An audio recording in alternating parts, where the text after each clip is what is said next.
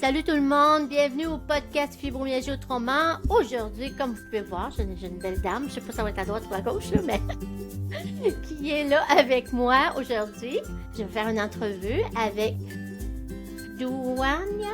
Je l'ai massacré, je le sais, mon cerveau aurait juste pas. Donc, je vais te laisser dire ton nom puis ce que tu fais. Mais en même temps, aujourd'hui, on veut parler d'un sujet super important. C'est comme si deux mondes d'experts se rencontraient. Parce que je le vois aussi dans mes clientes, ce qu'on va parler. Alors, je te laisse dire ton nom et te présenter. Qui tu es? Oui, Que alors moi fais-tu? je suis Dounia, coach Dounia, coach PNL experte en TCA. Donc TCA c'est pour troubles du comportement alimentaire. Et moi plus précisément avec mes clientes on travaille sur les compulsions alimentaires. Ça se manifeste en fait dans le fait de ne pas réussir à s'arrêter de manger et ne pas réussir à comprendre pourquoi est-ce qu'on fait ça aussi. Donc les compulsions alimentaires qu'on appelle aussi crise d'hyperphagie. Mhm. Je le précise parce que dans les TCA, il y a plusieurs choses, notamment l'anorexie. Et pour l'instant, j'ai encore jamais travaillé avec de personnes qui souffrent d'anorexie et qui, à mon sens, ont besoin peut-être d'un autre accompagnement que le mien. Oui, dans mes études, quand en naturopathie, si on rencontre quelqu'un qui a ce problématique-là, il faut vraiment, c'est de la thérapie Ouais, autre que qu'est-ce qu'on peut offrir. Parce que ouais. c'est très profond, c'est ce que je veux dire. C'est un mal de l'être extrêmement. Ça dépasse, mettons, l'hyperphagie boulimique que moi j'ai connue, puis Mm, que, comme je t'ai parlé dans une petite conversation, là, parce qu'en fait, on se connaît pas tant. On s'est parlé une fois, hein, et puis c'était via un groupe là, que j'ai rencontré, je t'ai contacté. Puis, ben, j'ai fait comme, oh, c'est trop bon de ce que tu parles. Parce que, tu sais, moi, j'ai la fibromyalgie. Je ne sais pas si ça peut avoir eu un effet, mais avec ce que je sais aujourd'hui, sûrement parce que ben, quand tu mets ton corps en carence, parce que tu fais ce qui n'est pas le plus doux pour un corps humain, là. Je vais te laisser l'expliquer tantôt c'est quoi l'hyperphagie boulimique. Ben, c'est sûr que mon inflammation intestinale, elle devait monter s'il vous plaît. Et puis même aussi gastrique et tout, là. Fait que moi, je pense que c'est quelque chose qu'on connaît. En tout cas, moi, comme je savais partager, je savais pas que je faisais ça. mm. Quand j'ai été hospitalisée parce que j'ai eu des problèmes de santé avec la fibro, que en parlant avec la travailleuse sociale, pas le travailleuse sociale, mais l'intervenante qui était à l'hôpital, je me suis rendu compte que puis ça, là, on recule, là, c'était longtemps, là. Je me rends compte que je savais même pas que je faisais ça. Pour moi, c'était normal. Parce que Mm. je voulais avoir l'air de qu'est-ce que je pensais qui était la demande ou voilà, je sais pas trop comment dire ça. Là, à 62 ans, ça pose ça marche plus ça pour moi. Je m'en fous un peu de ce que les gens disent par rapport à ça, mais ça avait par rapport à mon identité, c'est sûr, comme femme, mon corps, mes pensées, puis je sais pas, tu sais, en tout cas, je vais te laisser l'expliquer, on le développera. Fait que vas-y, je t'écoute.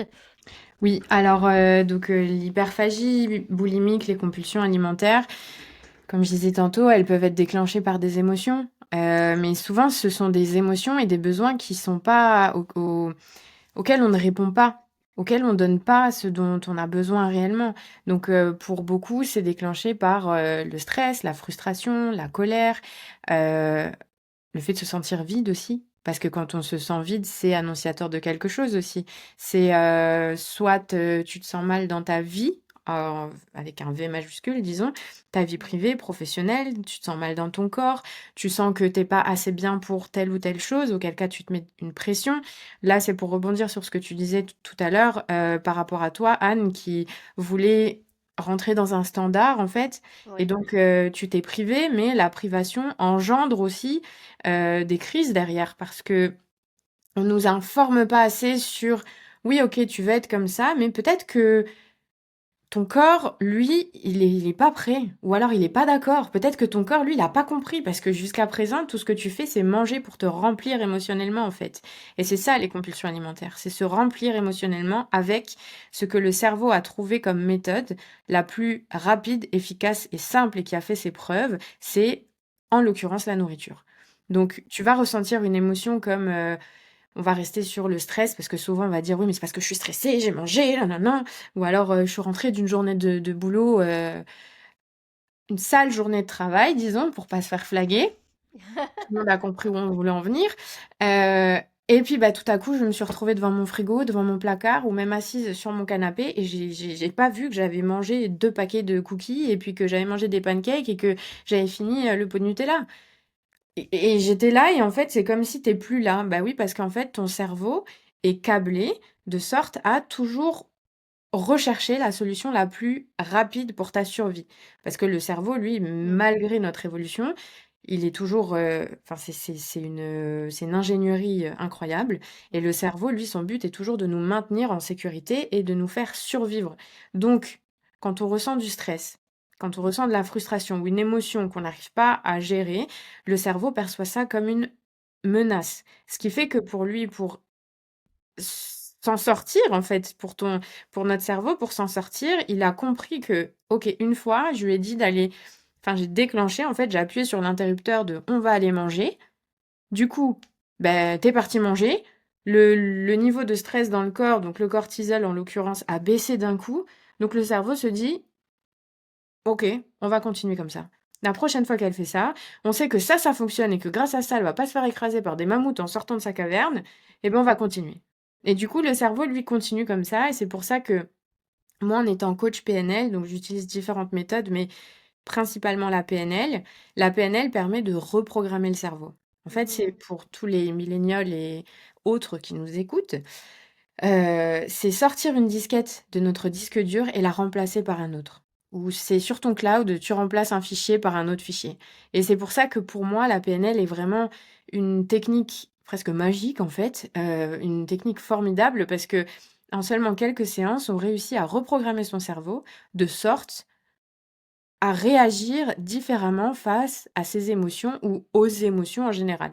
Parce qu'on sait tous que la vie, c'est pas juste, des rainbows et puis des licornes et que il se passe des choses et que ces choses-là, bah, elles nous endurcissent et elles nous permettent, d'évoluer et de devenir la personne qu'on est finalement, tant, les événements extérieurs que la maladie et beh, en fait, grâce à la reprogrammation mentale, on va réussir à réagir différemment. C'est-à-dire que plutôt que d'être, frustré ou stressé, et de te jeter sur la nourriture sans même t'en rendre compte, parce que ça aussi, il y a cette espèce de comme, entre guillemets, «sortie de corps», on n'est plus vraiment consciente de ce qu'on fait et bah, du coup, avec la PNL, on va réussir à: «OK, ben, la prochaine fois que je ressens ça, je vais peut-être juste pleurer. Je vais peut-être juste, me rendre compte que ça va pas et que là, bah, j'ai envie d'être toute seule et puis c'est tout ou enfin, peu importe la façon dont la personne réagit et l'émotion qui survient, quoi. C'était une longue C'est- introduction. Non, non, c'est bon, c'est bon. Puis j'ai full de questions qui sont venues dans mon cerveau parce que je pense à l'exemple que j'ai donné. Tu sais, j'étais encore au secondaire, là, quand j'avais. Ça faisait comme tout le secondaire. J'ai pratiqué ça et plus même. Et puis, avec ce que tu disais, ce qui m'est venu, c'est que moi, dans ma tête, c'était comme, OK, si je veux, en anglais, on dit fit in the cloud, là, crowd, tu sais, si je voulais faire partie des gens cool, puis qu'on aime, puis qu'on. Parce que des fois, j'étais comme la rejetée. J'aimais pas ça. Fait que je me disais, je regardais les autres, puis ben, ils étaient toutes très belles, très grandes, très minces. Parce que moi, j'étais zéro, petite, avec un surplus de poids, puis prenaient ma place, plus garçon que fille, dans le sens que j'ai été élevée avec 4 gars, fait que des petites robes, ça me fatiguait, moi, là, de la frouflou, je m'en mettais pas tant. Fait que j'étais un peu garçonnière, c'est le mot que je cherchais. Puis j'avais comme je suis pas capable de m'identifier, je pense. Et puis en me privant puis faisant des choses comme ça, dans ma tête, c'était parce que je vais changer ce que j'ai l'air. Mmh. Mais quand je le mangeais, là, je peux le dire des années, là, une cinquantaine d'années après. Non, pas 50, peut-être 40. Bon, je sais plus, en tout cas, 45, on s'en fout. C'est que, moi, c'est plus, je m'accueillais pas, là, à ce moment-là, avec qui j'étais comme j'étais. Puis les émotions que j'avais, elles étaient toutes comme contre moi, comme si c'était de ma faute. Puis j'étais pas normale. Ouais. Je pense que ça existe encore aujourd'hui, ce sentiment-là, là. Et surtout les. Ben, je pense que c'est autant les hommes que les femmes aujourd'hui, là, parce qu'il y a beaucoup de monsieur muscle, fait qu'on se compare, tu sais, si t'es plus mince puis t'as pas de muscle, c'est imposant, là. Puis, tu sais, bon, tu sais, comme 40 quelques années et plus après, je m'assume, là. C'est très bien. Je pratique plus ça. Par contre, des fois, je me rends compte que euh, si j'aurais été capable de rencontrer, exemple, quelqu'un comme toi, je pense qu'il y aurait d'autres. Tu sais, qu'après ça, il y a d'autres affaires dans ma vie qui ont découlé en lien avec l'alimentation qui fait que, OK, peut-être je le faisais plus parce qu'on m'a dit arrête de faire ça, tu es en train de te faire beaucoup de tort, physiquement, internement, interne pour ton corps. Mais j'ai pas eu, tu sais, comme de PNL, là, j'ai travaillé, il me semble que j'aurais travaillé moins fort, ça aurait pu être un petit peu plus doux. Puis moi, c'est de ma faute, j'ai pas de volonté. Je sais pas si ça fait du sens. Absolument. Oui, oui, oui, oui, absolument. Parce que ça, je le vois souvent, même dans mes clientes, là, aujourd'hui, que je peux avoir, c'est toujours de leur faute.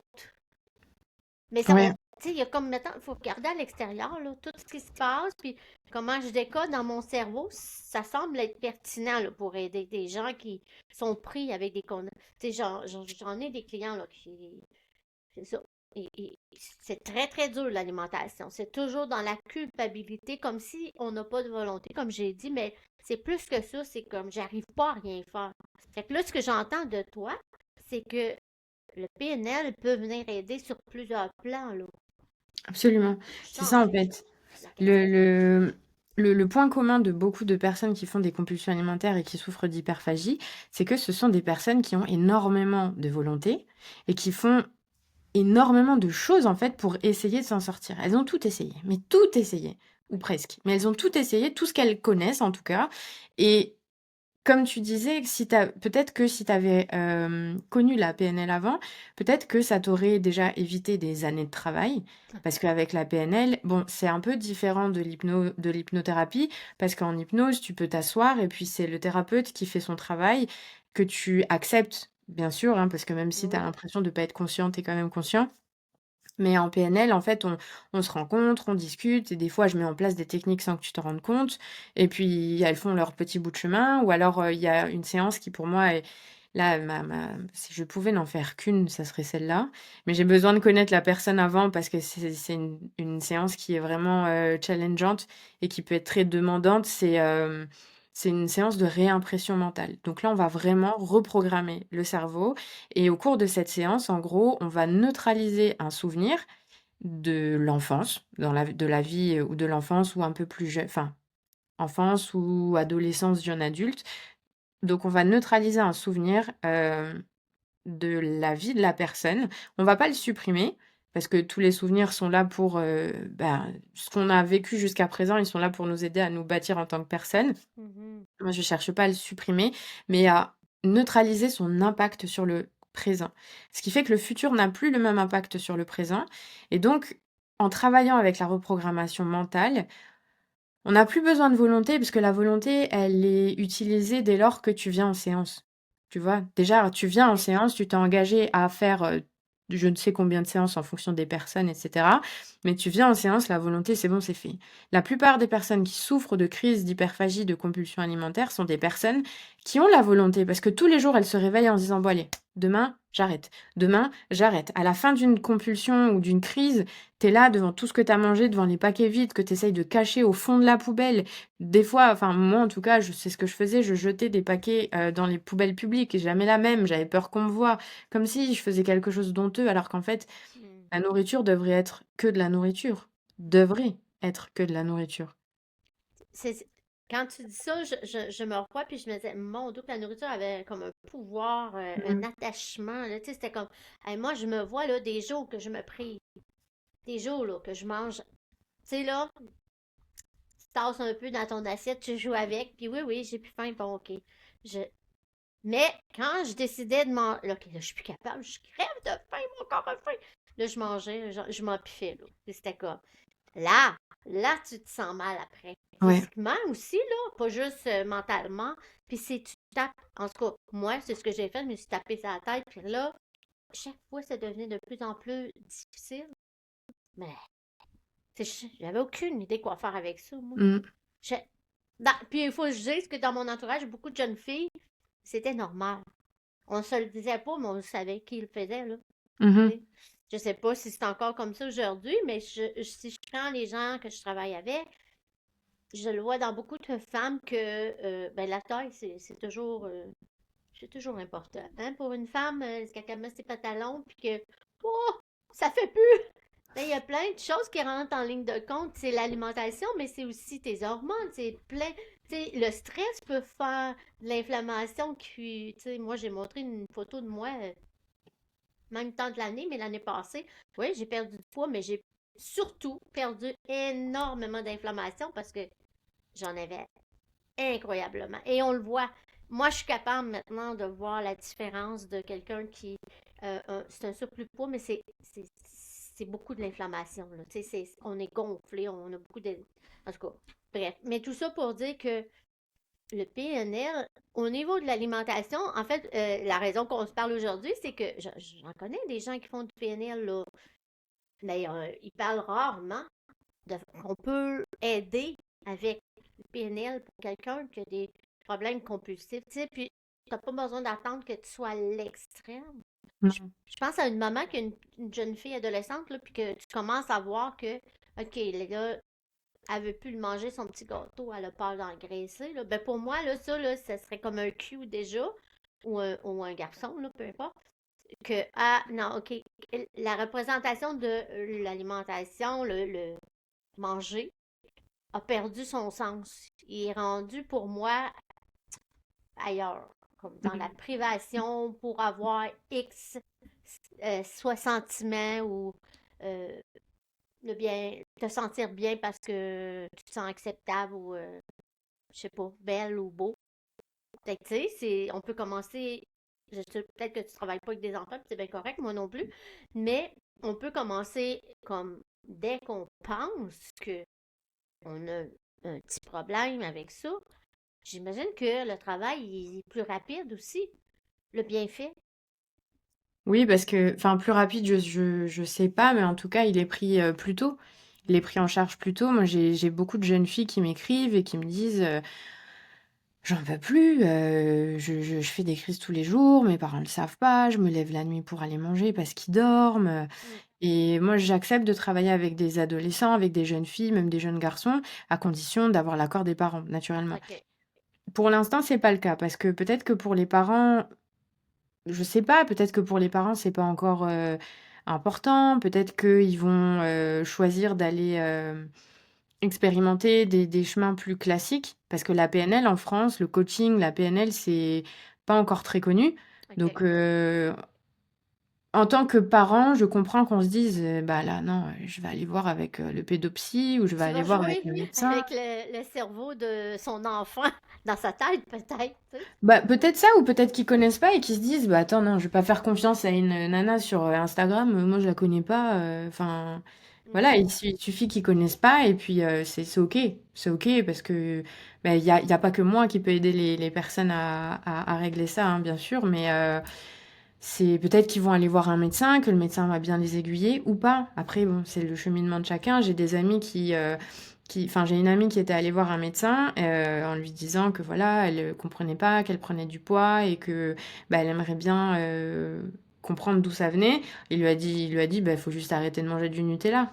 Cool, merci mec. Mais résultat maintenant, elle souffre de son corps, de son rapport à son corps et c'est compliqué quoi parce que elle était allée voir avec sa maman le médecin quand elle avait 13 ans. Schéma Mhm. classique parce que tu fais confiance au médecin, tu vois? Et c'est normal. Moi, je suis pro, médecin, enfin voilà, le système classique en France, je suis pas en train de dire qu'il faut pas aller consulter un médecin, hein.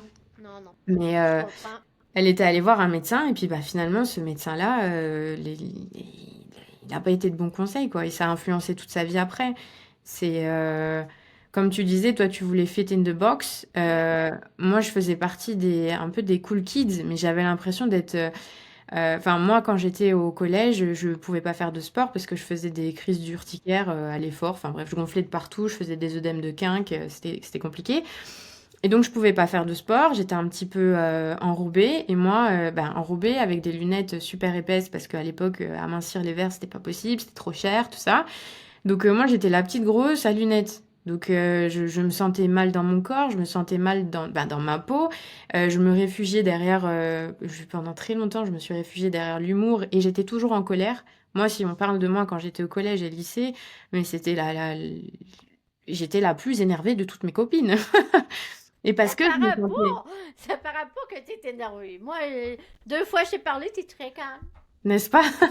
Bah oui, parce que enfin, ouais, il y a eu une thérapie entre-temps, mais voilà, enfin je me sentais mal dans mon corps et c'est de là que pour moi les problèmes de comportement alimentaire ont commencé parce que je voulais absolument perdre du poids. J'avais demandé à ma mère en primaire comment faire. Donc en primaire, j'avais 8-9 ans, comment faire un régime parce que j'avais une petite copine de classe qui faisait un régime déjà parce qu'elle faisait de la gym et ma mère m'avait répondu bah, régime c'est pour les grands, tu feras pas de régime et c'est tout. De toute façon, ce que je te donne à manger, c'est bon. On a toujours mangé équilibré à la maison. Donc ce que je te donne à manger, c'est bon, c'est juste si t'as plus faim, t'arrêtes de manger mais tu manges au moins ce que je te dis de manger quoi.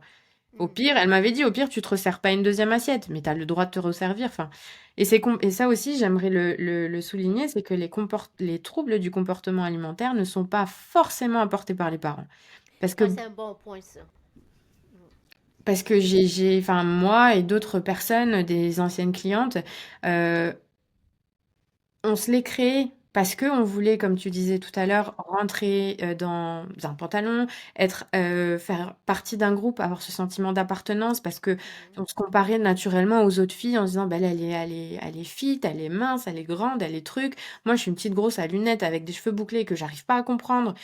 Enfin, c'était ça plus le développement de l'adolescente Ouais. et puis après de la jeune adulte, c'était.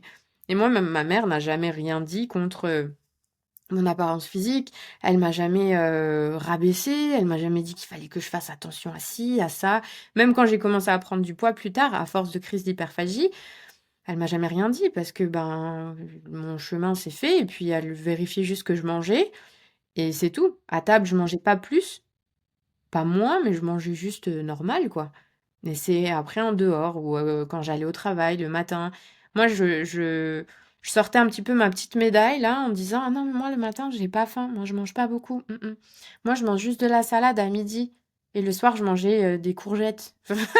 Mais sauf que le matin, en partant de chez moi, j'achetais un paquet de bonbons, quand je m'arrêtais, à la station essence, ou au dépanneur, et le soir, pareil. Et entre deux, beh, tout ce que je voyais me faisait envie, mais je me contrôlais à mort, quoi. Sauf qu'en paquet de bonbons, ben, d'un côté 1000 calories, de l'autre côté de 1000 calories. Donc, j'avais beau faire 5 séances de sport par semaine, rien n'y faisait. Hmm. J'étais mal dans ma peau. J'ai pas mal de.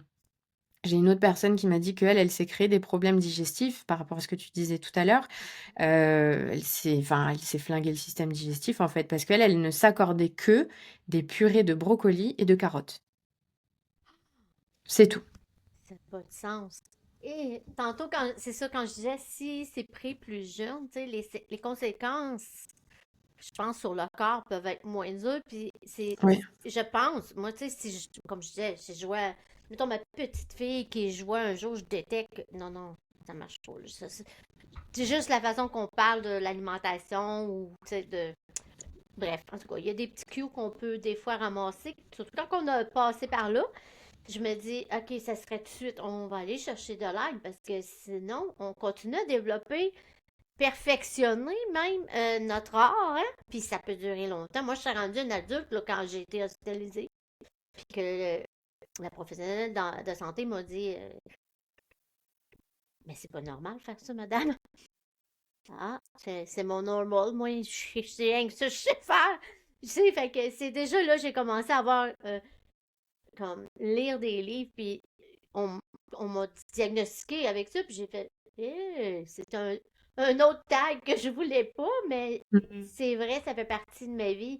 Ça a été là, puis aujourd'hui, quand je vois les gens, je me dis, vers où je vais les référer. Parce que, tu sais, je le vois, moi, je peux faire de l'éducation sur l'alimentation, c'est quoi bien manger, pourquoi, mettons, arrêter de manger ou diminuer ta quantité de bonbons versus peut-être manger des petits fruits, puis bon, une pudding que tu as faite, mais peu importe, tu sais, de faire des bons choix qui vont nourrir le corps. Je peux faire tout ça, mais si au niveau de programmation, ça reste encore que, comment je dirais, elle est pris avec le problème, qu'elle va engraisser ou qu'il faut qu'elle mange moins, ben là, on va tomber en carence nutritionnelle, là, même si elle mange bien, là. Fait que c'est de pas comment on fait pour enlever, comme tu dis, c'est le pouvoir du cerveau là, qui gère, là. C'est pas Mm. toi, là. C'est pas ta volonté. Puis où tu peux le faire, tu sais, ce que je vois, c'est des fois, ils vont le faire, puis après ça, il y a comme un binge, là. Tu sais, on binge et on va s'amplifier, là, sans arrêt. Puis là, on est malade. Puis là, tu sais, on recommence, ça revient, c'est cyclé. Certaines vont faire 2, 3 jours, d'autres vont faire une semaine. Mais après ça, ça prend 2 semaines parce ils sont plus capables de s'arrêter. C'est sûr que c'est pas la naturopathie, là, même si j'y monte à bien manger, il manque quelque chose fondamental, comme tu as expliqué tantôt. Tu sais, il faut aller chercher un aide au niveau de comment faire la reprogrammation. Tu sais, Mm. moi, j'ai pas appris ça, là. Fait que, moi, je peux t'aider la reprogrammation de ce qui est bien, le corps, ce qu'il peut utiliser, pourquoi il y a besoin d'avoir ça dans ses cellules. Mais le reste, le cerveau, là, ça, c'est tout un, c'est plus que juste dire, ben, j'ai choisi de manger mieux. Mm. Ça, Oui, oui, oui, parce qu'il y a ça aussi, tu vois, j'ai choisi de manger mieux, et puis tout à coup, j'ai pas compris pourquoi, mais il y a tout qui part en vrille. Alors que la personne, enfin, tes clientes, quand tu leur dis, quand leur expliques ce qu'il vaudrait mieux manger pour elles et pourquoi, etc., elles le comprennent. Enfin, tu parles à des femmes ou à des hommes qui comprennent ce que tu leur dis. Mais malgré ça, il y a un truc qui va se passer et elles comprennent pas pourquoi et d'un coup bam, et puis après la crise, vient la culpabilité, vient le fait de se sentir mal comme tu disais tout à l'heure dans le fait de culpabiliser mais aussi dans ton corps parce que du coup tu es ballonné, tu as de l'inflammation, tu te sens mal et après tu te dis mais c'est que j'ai pas de volonté. Mais non, c'est pas ça le problème.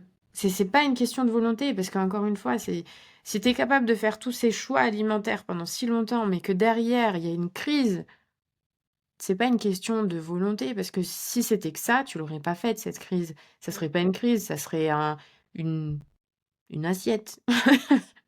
c'est ça. Est-ce que tu peux me donner une idée, genre de, mettons moi là, si tu veux prendre mon cours, ben, qu'est-ce qui te monte à la tête? Mais je vais te voir, puis tu sais, je te dis, ok, là, je le sais que c'est, mettons, parce que je me sentais pas bien et j'acceptais pas j'étais pas dans l'accueil de mon corps. C'est pas comme ça que je voulais être faite. Je voulais être grande. Je voulais avoir un petit, tu sais, être toute petite, puis euh, rentrer dans le moule de qu'est-ce que la société à cette époque-là s'attendait de moi. Qu'est-ce que tu sais, José, ça serait quoi comme une première rencontre avec toi pour me mettre dans le contexte de, OK, c'est pas tant toi que une émotion déclenchée qui fait que tu réagis comme ça parce que ton corps, il se protège. Mhm. C'est un peu ça que je comprends tantôt, là. C'est comme Ouais. le fuite ou fuir, quelque chose comme ça. Voyons, en anglais, c'est... Freeze, fight ou C'est le fly. même. Ouais, c'est ça. Ouais. Ouais, c'est un peu ça en fait. Mais moi, dans mon contenu sur les réseaux sociaux, donc sur Instagram et sur TikTok, je parle énormément de ça, dans le sens où je répète sur peut-être une vidéo sur deux, c'est pas toi, c'est pas ta volonté, c'est pas toi, c'est pas ta volonté. Parce que la répétition est la clé et que, ben, à force de tomber là-dessus, les personnes qui me suivent se rendent compte parce que j'ai de plus en plus de personnes qui m'écrivent en me disant, OK, j'ai tout essayé, j'en ai marre. Je sais pas ce que je peux faire de plus, je fais des crises d'hyperphagie et ci et ça. À quoi ressemble une première séance avec moi? Donc déjà, on va, enfin, ça va pas être une séance où on apprend à se connaître, juste où on va discuter parce que mais j'ai pas envie de faire perdre leur temps, à mes clientes et moi, je suis de nature à toujours chercher l'optimisation. En fonction des clientes, ça peut être plus ou moins long, le nombre de séances requises. Hem, j'ai pour habitude de dire que si après 9 séances, il y a toujours besoin de moi pour travailler sur le même problème, la même situation, disons, donc là, si on part sur les compulsions alimentaires, si après 9 séances, on a toujours besoin de parler, de discuter, de travailler sur les compulsions alimentaires, alors j'ai échoué et je vais changer de travail parce que i c'est vraiment la PNL, c'est une thérapie brève. C'est une technique utilisée dans les thérapies brèves et plus que 9 séances, alors c'est qu'on a changé de sujet. Tu vois? Par exemple, j'ai une cliente avec laquelle on a travaillé sur la confiance en elle, sur le fait de s'accepter Mhm. et on a travaillé ensemble pendant 3 mois parce qu'on a espacé les séances. Mais sauf que à ce moment-là, on avait fait 10 séances ensemble. Les 3 dernières séances, on a travaillé sur sa relation avec les autres pour, les relations, de couple et familiales. Mais il nous a fallu 7 séances pour travailler sur son rapport à elle, rapport à son corps, confiance en elle, affirmation d'elle et elle a perdu 19 kilos alors que je suis pas nutritionniste, ni naturopathe, ni diététicienne et on n'a pas parlé d'alimentation une seule fois. Le simple avec des gros guillemets, fait de se libérer de ce poids-là qu'elle avait, enfin qu'elle se mettait en fait, du fait de pas s'accepter, lui a permis de se libérer de 19 kilos de binge eating pendant, des semaines, des mois, des années avant, quoi. C'est génial. C'est sûr que ce que je voulais qu'on fasse ressortir, c'est que c'est pas un abonnement à vie, mais c'est quelque chose que tu vas pratiquer après à vie quand tu vas avoir peut-être, oups, cette fenêtre, c'est comme un pop-up là, qui rouvre dans ton cerveau. Wow, attends là, c'est quoi que je ressens? Tu sais, c'est quoi que je vis? C'est pas. Non, c'est pas vrai. Je le sais, tu sais, ou je sais pas trop comment tu fonctionnes, mais c'est dans le sens que là, tu as appris à voir les éléments déclencheurs qui te Mmh. poussaient à agir comme ça. Parce que c'est vraiment, c'est ancré de loin souvent, hein. C'est pas, je sais pas, peut-être que tu peux me dire si j'ai pas raison, mais mettons une femme d'une cinquantaine d'années, je pense que ça pourrait arriver si mettons son mari partirait puis que la femme avec qui il part, c'est exactement ce qu'elle, elle est pas. Fait que là, elle pourrait commencer à avoir de la culpabilité de dire si j'aurais été mince, belle, blonde, talons hauts comme elle, ben j'ai rien contre les talons hauts, là, mais tu sais, l'image parfaite, là, elle peut se sentir coupable puis commencer à développer des. Parce que ça peut arriver à n'importe quel âge, là. Oui. Oui, Tu oui, sais? c'est clair, oui, ça c'est un comportement compensatoire comme un autre, finalement. Oui, c'est ça. Donc ça peut, si je parle de moi, j'ai eu en 2022, je sais plus, franchement, je sais plus, les dernières années, elles se sont mêlées un peu, donc disons Oh, bienvenue, 2022-2023. bienvenue dans mon club. Il y a eu un événement assez marquant dans ma vie et je me suis pas rendu compte. Donc moi, pendant quasiment toute ma vie, j'ai eu la phobie des araignées. Jusqu'au jour où je suis allée voir mon hypnothérapeute en lui disant: «Bon écoute, là maintenant j'en ai marre parce que j'ai peur des araignées, mais à tel point que j'avais peur de sortir de chez moi». OK, Donc ouais. je suis coach PNL, donc je devrais réussir les cordonniers les plus mal chaussés, n'est-ce pas? Je devrais être en mesure de contrôler mon cerveau. Pour beaucoup de choses, j'y arrive, sauf que là, en fait, donc j'avais la phobie des araignées, donc je l'ai rappelé en lui disant: «Écoute, là ça va pas, là, j'en peux plus, j'ai tellement» en fait, j'avais peur de sortir de chez moi et dans ma tête, je savais que c'était pas rationnel du tout, parce que pour ceux qui ont vu Harry Potter, je voyais l'énorme araignée dans Harry Potter derrière ma porte. Donc à Mhm. chaque fois que j'ouvrais la porte, j'avais peur, ce qui est OK.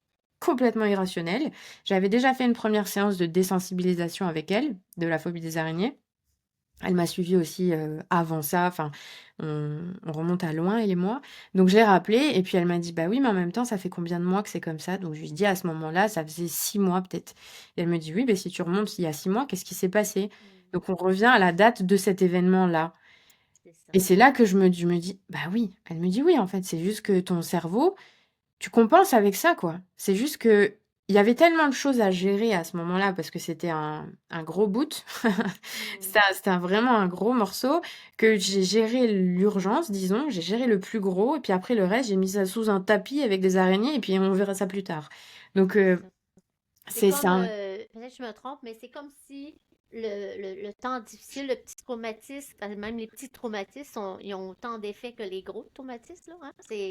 Ça existe depuis plusieurs années, on en parle. Les petits traumatismes accumulés ont un effet quasiment autant dévastateur que les gros, là, tu sais, Mmh. genre, t'as un gros accident, celle qui est aux côté de toi mort, puis c'est de ta faute. Tu sais, là, c'est un traumatisme flagrant. Mais les petites affaires au quotidien qu'on met en dessous du tapis comme ça, qui deviennent comme ah, c'est pas grave, je vais régler ça plus tard. Puis à un moment donné, ça prend de l'expansion, ça, puis ça va faire que ton corps va faire ah, puis il va réagir d'une façon X. Et C'est c'est là, ça. c'est ça. C'était ça pour les araignées, de ce que je comprends. Mais tu Ouais. sais, Après, les araignées, c'était plutôt suite à un gros trauma. Parce que, OK. comme tu disais, il y a les big T, little T. Là, c'était pour un big T où j'ai réglé la majorité du truc. Et moi, dans ma tête, je me suis dit, OK, c'est bon. On n'est pas Ouais, 100% c'est bon, fine, ça. mais ça va. On va aller comme ça, tu vois.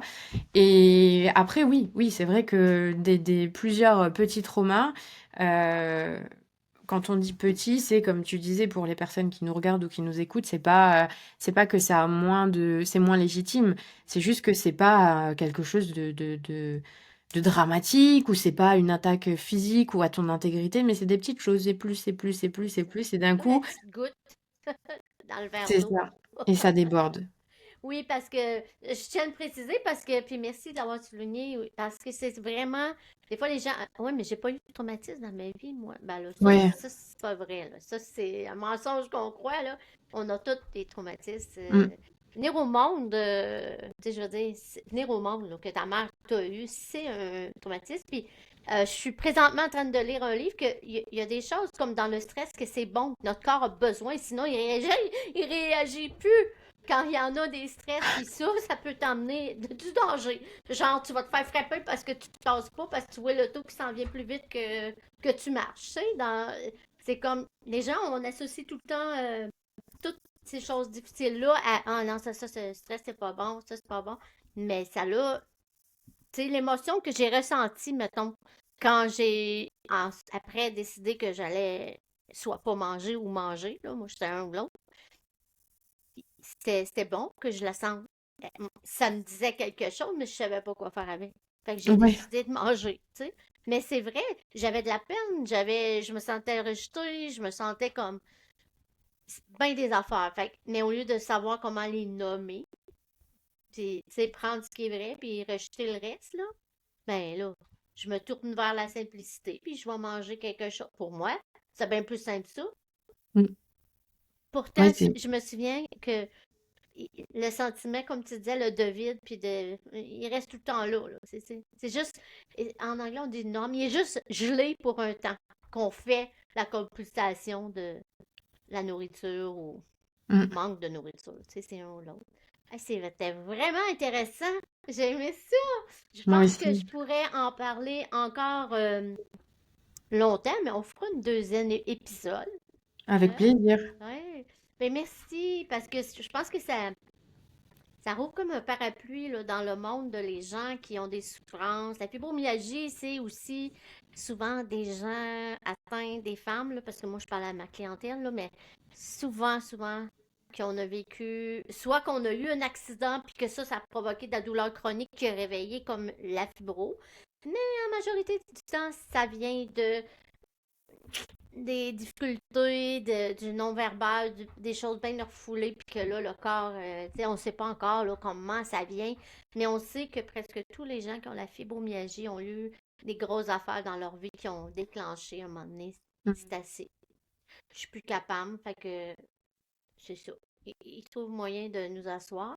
Et je me dis que il n'y a pas juste moi qui a fibro qui a eu des problèmes, tu sais, de, de nourriture puis d'association de mon corps avec ça.